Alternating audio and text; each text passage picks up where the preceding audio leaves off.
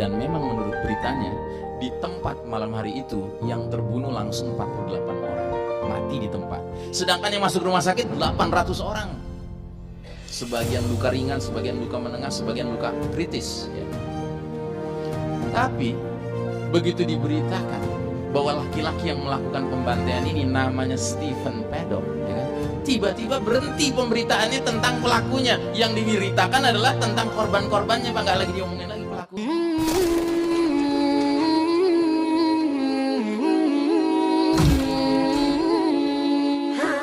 Bahasan, dan sudah barang tentu kelihatannya secara waktu nggak mungkin selesai semuanya. Bagian pertama bahasan kita tentang Al-Mahdi adalah tentang identitas umumnya, tentang namanya, asal-usul keturunannya, saat kehadirannya, dan ciri-ciri fisiknya. Namanya disebutkan dalam hadis berikut ini, seandainya usia dunia ini tidak tersisa kecuali tinggal sehari, Allah akan panjangkan hari itu sehingga Allah mengutus seorang laki-laki dariku atau dari ahli baitku, keturunanku, namanya mirip namaku, nama ayahnya mirip nama ayahku. Makanya para ulama mengatakan Al-Mahdi itu namanya kurang lebih Muhammad bin Abdullah atau Ahmad bin Abdullah. Yang kedua, asal usul keturunannya apa? Disebutkan dalam hadis berikut ini, Al-Mahdi min itrati min waladi Fatimah. Al-Mahdi itu dari keturunanku, dari jalur Fatimah. Fatimah itu dinikahi oleh sahabat namanya Ali bin Abi Thalib. Dari Ali dan Fatimah Nabi dapat dua cucu laki-laki namanya Hasan dan Husain. Kita Ahlus Sunnah wal Jamaah punya keyakinan kuat Al-Mahdi itu dari keturunan Hasan.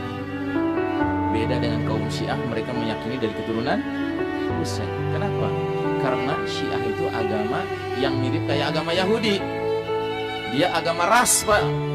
Orang nggak bisa jadi Yahudi kecuali berdarah Bani Israel. Kalau nggak berdarah Bani Israel, paling jauh jadi Yahudi KW. Gitu. Yahudi yang tidak ori, ya? Yahudi KW. Ada nggak di Indonesia Yahudi KW?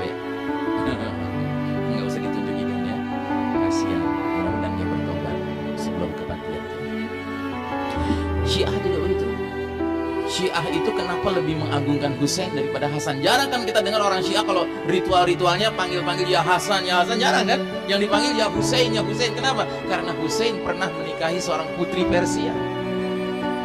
Dan Syiah ini pada dasarnya agamanya Persia, Pak.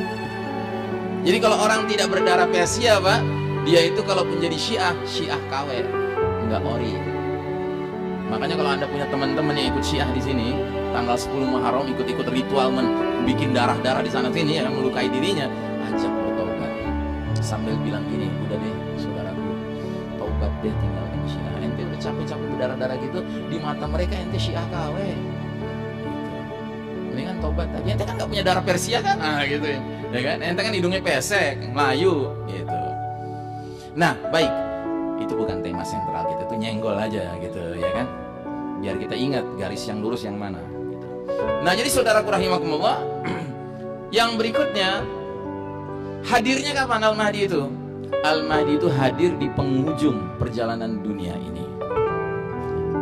Sebagaimana tadi hadisnya mengatakan, seandainya dunia tinggal sehari, Allah panjangkan hari itu demi menghadirkan Al-Mahdi.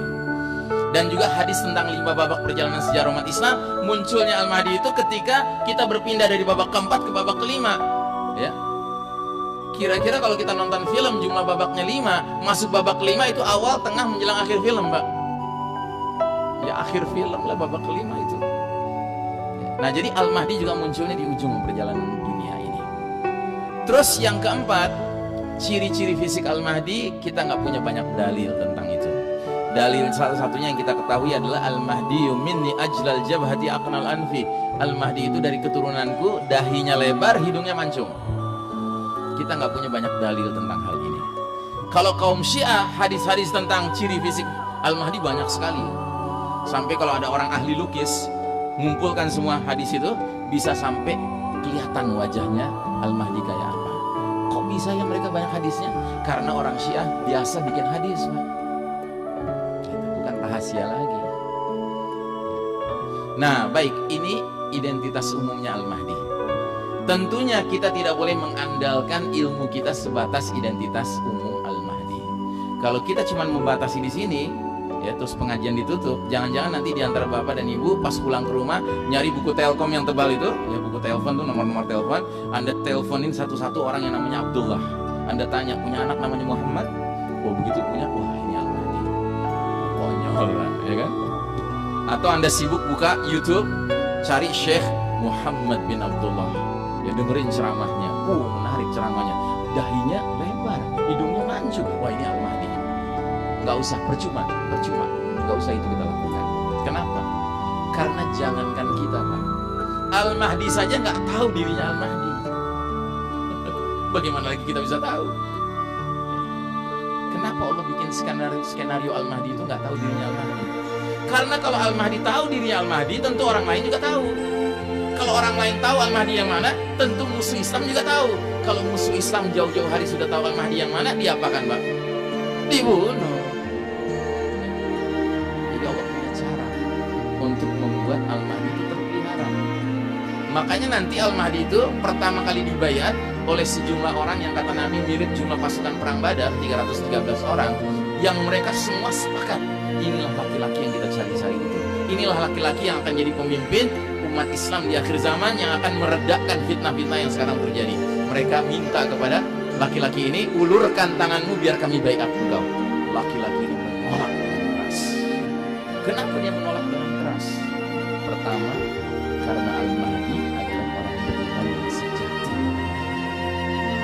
Orang beriman yang sejati imannya selalu ingat hadis Nabi yang berbunyi, al-imaratu fitnatun fid dunya wa nadamatun wa khizyun fil akhirah.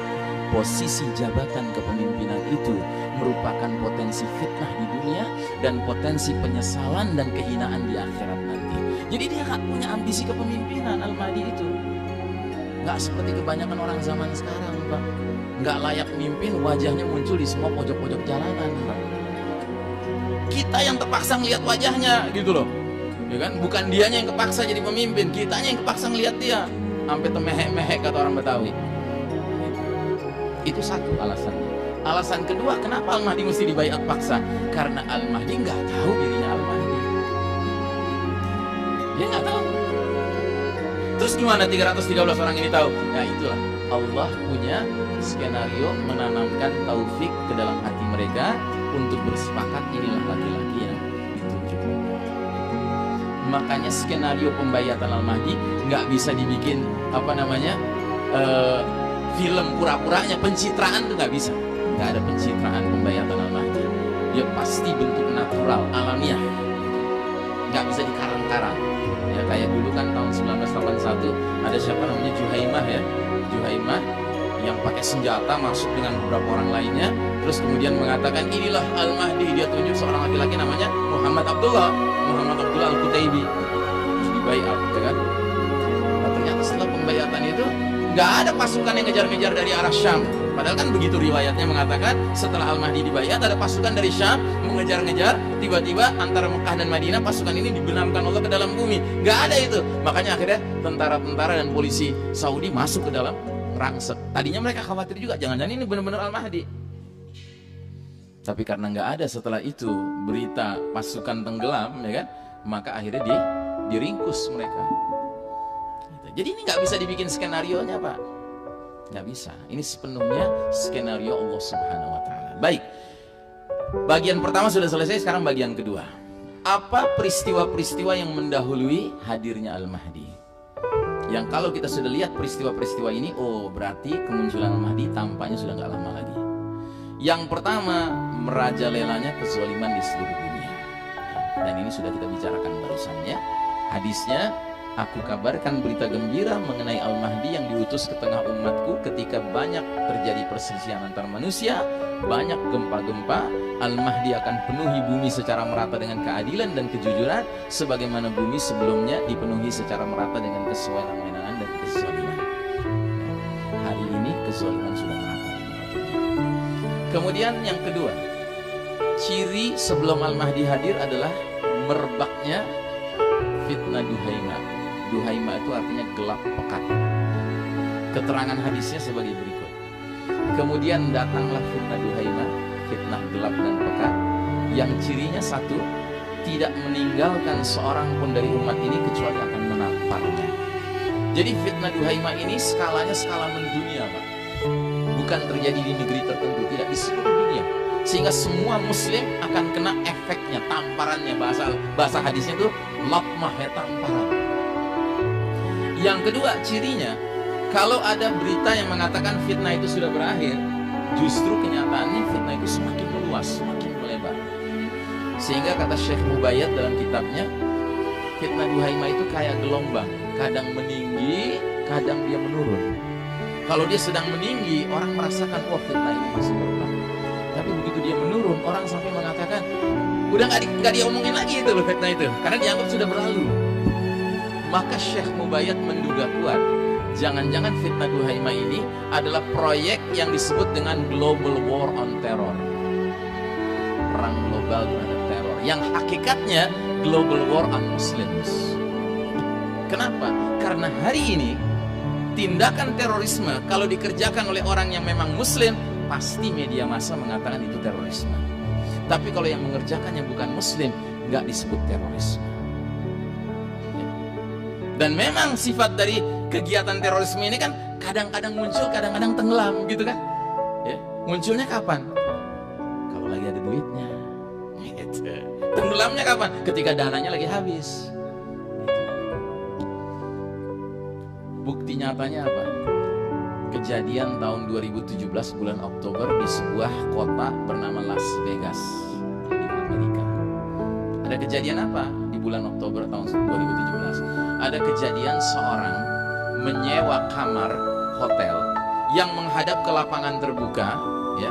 Yang lapangan terbuka itu malam hari itu mengadakan konser musik. Ribuan penonton. Nah, orang ini nyewa sengaja ruangan hotel, kamar hotel yang jendelanya menghadap lapangan itu. Untuk apa? Untuk menjalankan tindakan terorisme.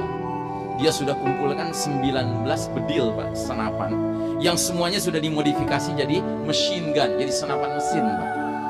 Yang bunyi tembakannya bukan dor, tidak, tapi tatatatatatatatatat, kan begitu. Kalau senapan mesin kan. Jadi orang ini niat bener. Dia mau melakukan apa? Pembantaian orang-orang lagi nonton konser musik itu. Dan memang menurut beritanya, di tempat malam hari itu yang terbunuh langsung 48 orang, mati di tempat. Sedangkan yang masuk rumah sakit 800 orang. Sebagian luka ringan, sebagian luka menengah, sebagian luka kritis, ya. Tapi begitu diberitakan bahwa laki-laki yang melakukan pembantaian ini namanya Stephen Paddock, ya kan? Tiba-tiba berhenti pemberitaannya tentang pelakunya. Yang diberitakan adalah tentang korban-korbannya, Pak. Nggak lagi diomongin lagi pelakunya. Dan nggak disebut lagi terorisme tuh, kalimat itu nggak muncul lagi. Karena apa? Namanya Stephen Paddock. Coba kalau namanya Ahmad Paddock, lain cerita, lain cerita. Sama kayak di timur Indonesia, ada tingkah laku sebagian orang yang nantangin TNI pakai senjata, ya kan, menyandra orang-orang sipil sampai ribuan orang, sebagian disiksa dengan kejamnya, ya kan. Tapi bukan muslim. Dikasih nama apa, Pak? Kelompok berkekuatan bersenjata. Keren banget namanya. Makin pede mereka. Tapi coba kalau ada orang namanya Ahmad meledakkan panci di lapangan terbuka di Bandung, nggak ada yang luka, nggak ada yang mati, ya kan? Terorisme. Tiba-tiba ditangkepin si Ibrahim, si Abdullah, si siapa di kota mana gitu kan? Ajib. Nah, makanya kata Syekh Mubayyad, jangan-jangan fitnah Duhaimah ini yang sekarang mempengaruhi seluruh umat Islam di seluruh dunia adalah Global War on Terror, yang notabene adalah Global War on Muslims. Yang ketiga, ciri dari fitnah Duhaimah apa? Saat itu seseorang pagi harinya masih beriman, sore harinya kafir. Jadi ini fenomena yang disebut oleh para ulama dengan fenomena dosa yang disebut nawaqidul iman, pembatal keimanan. Jadi kalau fitnah Duhaimah sudah merebak, Pak, umat Islam tidak lagi terancam saja dengan dosa kecil, tidak lagi terancam dengan dosa besar saja, tidak, tapi ada dosa yang sangat mengerikan, namanya dosa nawaqidul iman, pembatal. Makanya Nabi mengatakan pagi beriman, sore kafir. Nabi tidak bilang pagi berbuat kebaikan, sore berbuat kejahatan. Beda nggak, Pak, itu? Beda nggak? Pagi berbuat baik, sore berbuat jahat, dengan pagi beriman, sore kafir. Itu beda tidak? Beda, Pak. Dan kita harus hati-hati, Pak, karena hari ini musuh-musuh Islam sudah merancang banyak sekali upaya-upaya memurtadkan umat Islam ini, Pak. Banyak sekali rancangannya. Perlu contoh nggak, Pak, dosa yang membatalkan iman? Perlu contoh? Berani? Saya kasih contoh. Seorang muslim mengucapkan kalimat semua agama sama, semua agama baik, semua agama benar, itu cukup bisa membatalkan iman. Saya ulangi ya. Seorang muslim mengucapkan semua agama sama, semua agama baik, semua agama benar, itu cukup bisa membatalkan iman. Wah, Ustaz Iksan ekstrim. Masa gitu aja membatalkan iman? Ekstrim, Pak. Kalau saya mengucapkannya tanpa dalil, saya nggak berani bilang begitu kalau nggak ada dalil. Dalilnya apa? Catat. 1 Ali Imran 19. Inna dina indallahil Islam. Sesungguhnya agama yang Allah ridhai di sisinya hanyalah Islam. Masa seorang muslim baca Al-Quran, ketemu ayat ini, dia ngerti bahasa Arab, dia lihat terjemahannya kan begitu jelas tuh. Dia berani punya pendapat berbeda. Enggak gitu lah. Masa cuma Islam yang Allah ridhai? Saya punya tetangga di sebelah kanan rumah saya orang Nasrani, baik bener sama saya. Tiap kali dia masak, dia bagi sebagian makanannya ke kita. Sementara tetangga kiri saya muslim, jenggotan segini, anggota partai Islam, koruptor. Enggak lah, semua agama baik lah, ini masalah orangnya aja. Gitu. Ada nggak orang zaman sekarang ngomong gitu, Pak? Jangan bilang banyak, Pak, bilang ada aja. Bilang banyak makin seru, Pak, makin panik kita. Walaupun realitanya banyak gitu. Nah, jadi saudaraku rahimakumullah, itu satu dalil. Ada lagi dalil yang kedua, silahkan dicatat lagi, Ali Imran 85. Wa may yabtaghi ghairal islami dinan fala yuqbala minhu wa huwa fil akhirati minal khasirin. Barang siapa mencari selain Islam sebagai agama, sekali-kali nggak akan diterima darinya oleh Allah, dan dia di akhirat bakal termasuk golongan yang merugi. Ini kan ceto welo-welo ya, bahasa Jermannya begitu kan ya? Nah, jadi saudaraku rahimakumullah, dalil ketiga surat Al-Hijr ayat 2. Rubama yawaddul ladzina kafaru law kanu muslimin. Nanti di akhirat seringkali orang-orang kafir itu berangan-angan seandainya di dunia dia jadi muslim. Muslim dengan mukmin mana yang lebih tinggi derajatnya? Mukmin. Kenapa orang kafir nggak pengen jadi mukmin, kok jadi muslim aja? Karena nanti akan ada muslim-muslim tertentu yang saking banyaknya dosanya, dia sampai harus masuk neraka dulu. Sama orang kafir itu sekapling, gitu kan? Dibakar habis dosa-dosanya, sampai kalau udah habis dosanya terbakar, dipindahin sama Allah ke surga. Karena memang dia berhak masuk surga, cuma karena banyak dosanya mesti dihabisin dulu. Dan dia nggak pernah terlibat dosa yang membatalkan iman, makanya berhak dia masuk ke surga. Nah, dia ngelihat begini, si kafir ini tadinya temen dia sama-sama di neraka, tiba-tiba diangkat, dipindahkan ke surga. Yang ngiri lah dia. Makanya cukup dia minta apa? Berangan-angan seandainya di dunia menjadi muslim. Baik. Nah, jadi saudaraku rahimakumullah, itu yang ketiga ciri dari fitnah duhaimah, gelap pekat. Ciri yang keempat, kalau fitnah duhaimah ini sudah merebak, tasirun nas ila fustotain. Manusia akan terbelah menjadi dua kemah. Fustatu imanin la nifaqo fihi, kemah iman tanpa kemunafikan di dalamnya, dan fustatu nifaqin la imana fihi, dan kemah kemunafikan tanpa iman di dalamnya. Jadi ada kemah iman tanpa kemunafikan, dan ada kemah munafik tanpa keimanan. Seperti yang kita saksikan hari ini, Pak.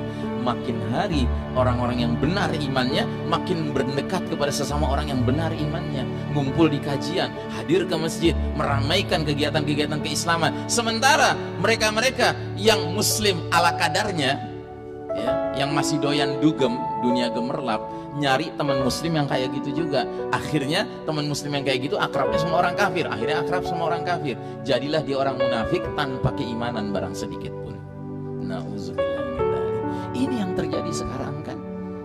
Proses seleksi sedang berkembang. Nah, kata Nabi, kalau 1, 2, 3, 4 ini sudah muncul, maka yang kelima kata Nabi, jika kondisinya sudah seperti demikian, tunggulah Dajjal muncul hari itu atau esok harinya. Loh, Ustadz lagi ngomongin Al-Mahdi kok tiba-tiba jadi ngomongin Dajjal? Kan begini, secara urutan, kalau Dajjal sudah dekat jadwal keluarnya, apalagi Al-Mahdi. Al-Mahdi kan sebelum Dajjal. Makanya kalau dikatakan Dajjal sudah dekat keluarnya, apalagi Al-Mahdi. Sedangkan hari ini tampaknya fitnah 25 sudah merebak.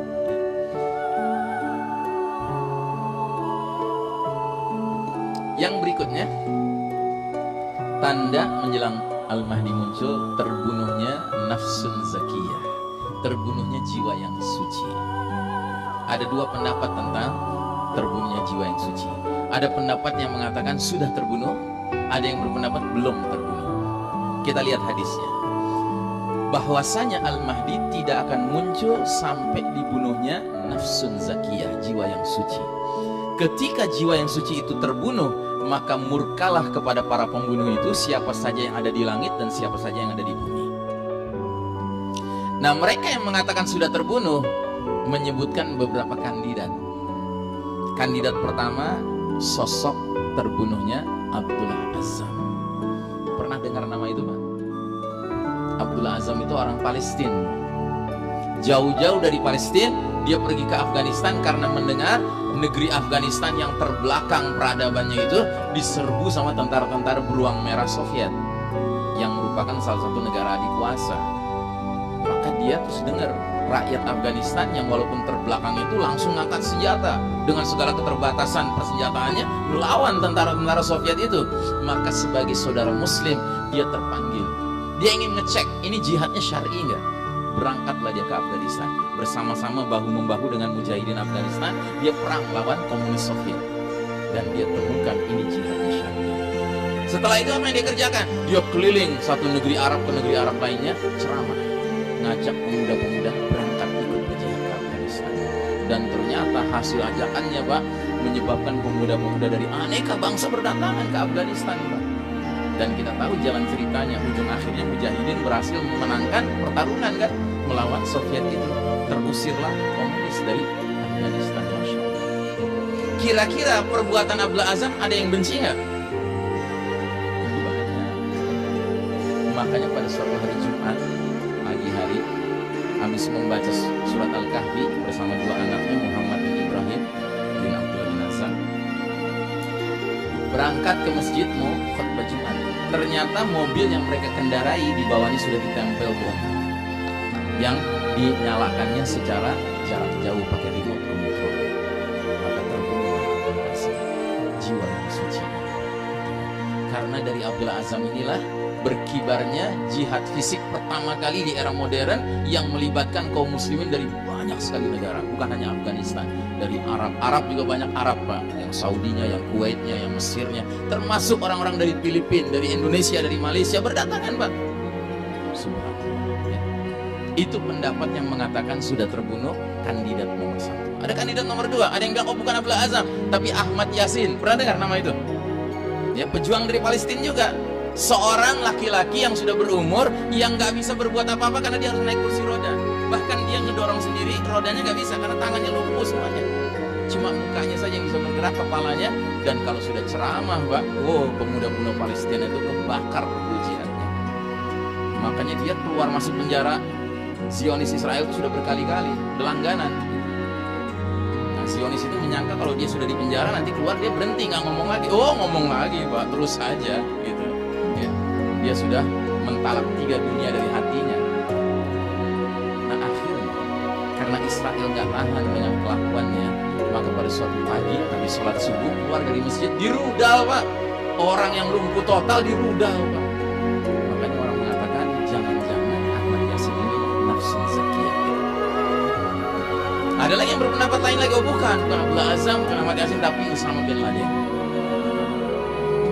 Dan Anda dengar nggak berita terbaru sekarang? Amerika minta maaf. Ternyata bukan Usama bin Laden otak dari penyerangan WTC. Astagfirullahaladzim. Dengan orang udah mati baru minta maaf. Nah, jadi saudaraku rahimakumullah, tentunya pendukung Usama bin Laden yakin Usama bin Laden inilah ya nafsun zakiyah itu, jiwa yang suci itu.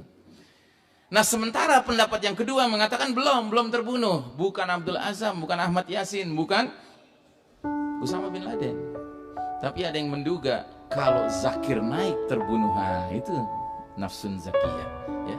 Kenapa Zakir Naik? Karena Zakir Naik itu dahsyat, Pak, dakwahnya. Dia kalau sekali ceramah yang hadir tuh puluhan ribu bahkan ratusan ribu orang, Pak. Dan biasanya di ujung dakwahnya dia selalu ngasih kesempatan tanya jawab, dan selalu dia dahulukan orang non muslim bertanya jawab dengan dia. Dan selalu saja ada orang non muslim yang di saat acara dia mengucapkan 2 kalimat syahadat. Kira-kira perbuatan dia ada yang membenci nggak? Banyak ya. Yang paling pertama membenci siapa? Negara asal dia. Anda tahu nggak bahwa dia WNI, Pak? Warga negara India gitu. Ya dia orang India, Pak. Kan singkatannya sama kan, WNI kan. Nah dia sekarang nggak bisa pulang ke India karena apa? Dicekal. Jadi pemerintah India yang Hindu itu ekstrim itu nggak suka dengan apa namanya, pemandangan acara-acara Zakir Naik. Ada aja orang Hindu yang masuk Islam akhirnya.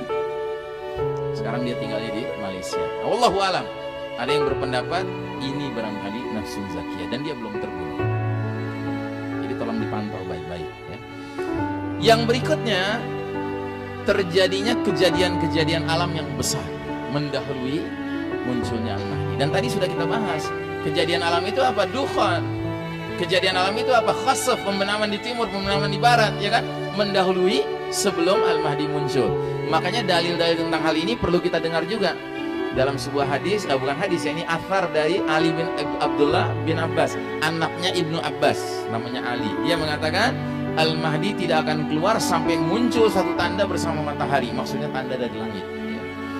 Dalam dalil yang lain lagi dari seorang tabi'in, beliau mengatakan tanda bencana di bulan Ramadan adalah tanda di langit. Sesudahnya adalah perselisihan di antara manusia. Jika kamu mendapati tanda itu, perbanyaklah persediaan makanan sekuat kemampuan kalian. Dalam dalil yang lain lagi, ya ini juga dari athar sahabat ini Ka'ab radhiyallahu anhu, dia mengatakan bintang yang dilemparkan seperti anak panah menyerbu dari langit diiringi suara yang keras hingga jatuh di wilayah timur, dan malapetaka dahsyat menimpa manusia akibat terpaan bintang itu. Ya. Jadi jatuhnya di wilayah timur, Pak. Sedangkan negeri kita di mana? Di timur pula ya. Sempurnalah keharusan berhijrah. Yang berikutnya ada lagi dalil mengatakan akan muncul bintang dari arah timur sebelum keluarnya Al-Mahdi. Bintang itu memiliki ekor yang bersinar. Dalil yang lain lagi mengatakan apabila kalian melihat api dari arah timur selama 3 atau 7 hari, maka jatuhkanlah diri kalian kepada kelapangan keluarga Muhammad sallallahu alaihi wasallam. Maksudnya jatuhkanlah diri kalian kepada kelapangan keluarga Nabi Muhammad SAW, itu maksudnya kehadiran Al-Mahdi. Bahkan dalam yang lain lagi, riwayat lain lagi dikatakan apabila kalian melihat tanda di langit api besar dari timur muncul selama beberapa malam, saat itu orang-orang menjadi lapang karena itu adalah tanda kedatangan Al-Mahdi. Jadi kalau sampai Allah izinkan di suatu Ramadan tertentu kita melihat bintang berekor, dan itu dalam riwayat yang lain, ini saya nggak sebut di sini, riwayat itu mengatakan bintang berekor ini garisnya nggak lurus, Pak, tapi dia muter-muter dulu kayak membentuk semacam gerakan ular gitu, antara 3 sampai 7 hari. Itu adalah tanda paling akhir. Kalau kita menyaksikan itu, Pak, kita harus segera evakuasi. Itu tanda paling akhir, kita harus siap-siap hijrah meninggalkan negeri ini kalau seandainya kita ingin bergabung dengan Al-Mahdi. Sebab kalau kita tetap di sini, kita pergi ke gunung, bikin kampung akhir zaman, ya tadi saya katakan, ujung-ujungnya kita tinggal di Pulau Merapi, bukan di Gunung Merapi lagi. Sementara teknologi canggih udah nggak ada, naik pesawat nggak bisa gabung ke Arab nantinya. Naik kapal sekelas Kerinci yang pakai mesin udah nggak ada. Naik getek ngeri, ya, ombaknya tinggi. Berarti apa yang kita kerjakan? Ya sudah, saling menguatkan di kampung akhir zaman sesama orang beriman dan menanti-nanti kedatangan Dajjal. Ya. Jadi yang nggak gabung sama Al-Mahdi harus menghadapi fitnah Dajjal. Nggak apa-apa sih kalau kita tetap istiqomah. Karena kata Nabi, orang-orang yang menghadapi fitnah Dajjal, Dajjal datang ngaku-ngaku dia Tuhan, mereka menjawab, Rabbunallah, Rabb kami Allah, anta al-masihud Dajjal, kamu ini pendusta Dajjal. Maka Dajjal marah. Dajjal perintahkan, hai langit jangan turunkan hujan. Nggak turun-turun hujan di negeri orang-orang beriman itu. Hai bumi jangan keluarkan tumbuhanmu. Nggak keluar tumbuhannya, sehingga hewan-hewan dari orang-orang beriman ini bergelimpangan, bermatian, nggak ada makanannya. Bahkan mereka juga nggak ada makanannya. Terus makanannya apa? Sahabat bertanya, ya Rasulullah, makanan kita apa? Kata Nabi, makanan kalian makanan malaikat. Takdis, tasbih, tahmid, tahlil, takbir, zikrullah. Makanya dari sekarang, Pak, budaya zikrullah harus kita hidupkan.